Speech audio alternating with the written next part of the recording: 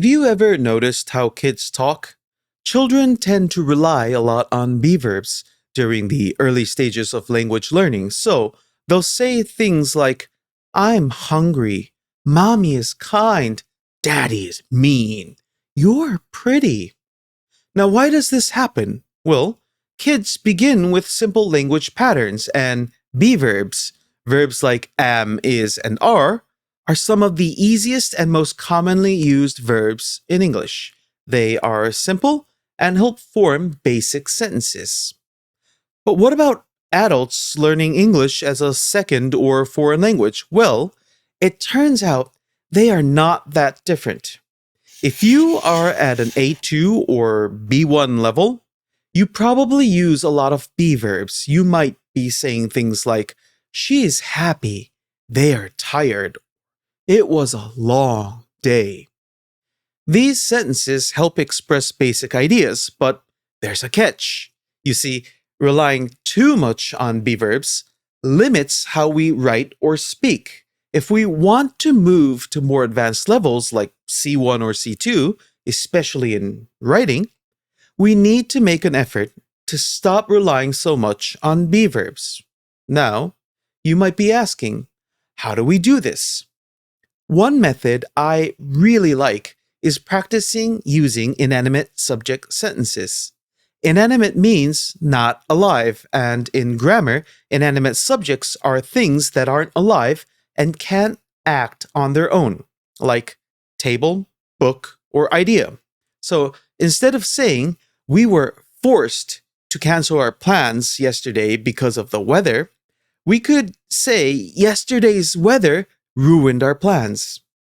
Instead of the animate subject we use the inanimate subject yesterday's weather.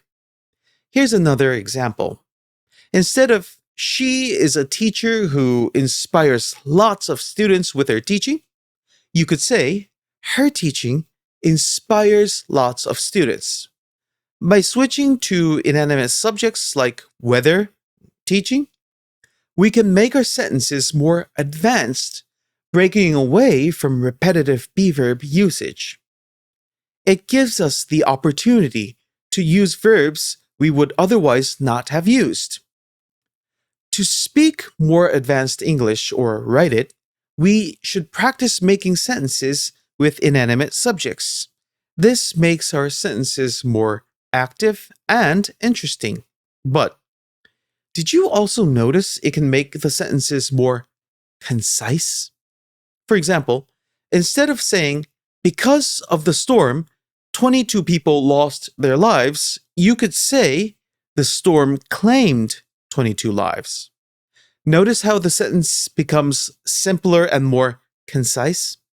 Don't get me wrong, I'm not saying that sentences with inanimate subjects are always shorter, but they do help us produce English in a more direct manner, which can at times be more concise. So, now we know using inanimate subjects can help us diversify our verbs and can sometimes lead to shorter sentences. But how do we practice this? Well, it's simple. We just need to be more aware of sentences with inanimate subjects when we're studying reading and writing. Let's start with reading. Whenever I read, I try to pay attention to sentences with inanimate subjects.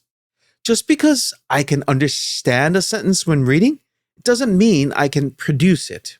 So when I find a sentence that starts with an inanimate subject, and I don't think I can use it on my own, I write it down on my phone memo app.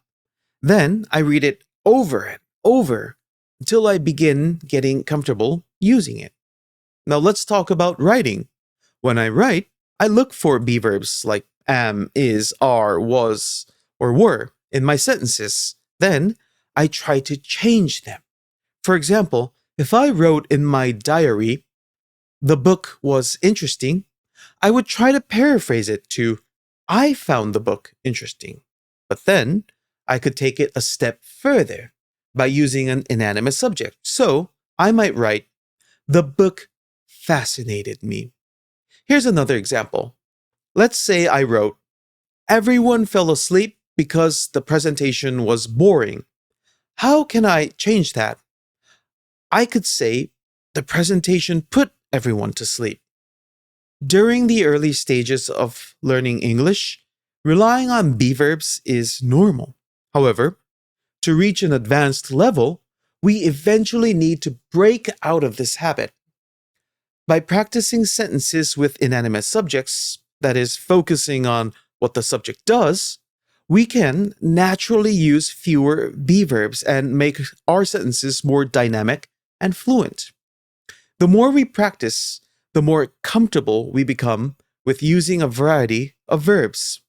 Over time, this will help us feel more confident in incorporating new verbs. It takes time and patience, but eventually, we will be able to produce sentences that sound more natural and advanced.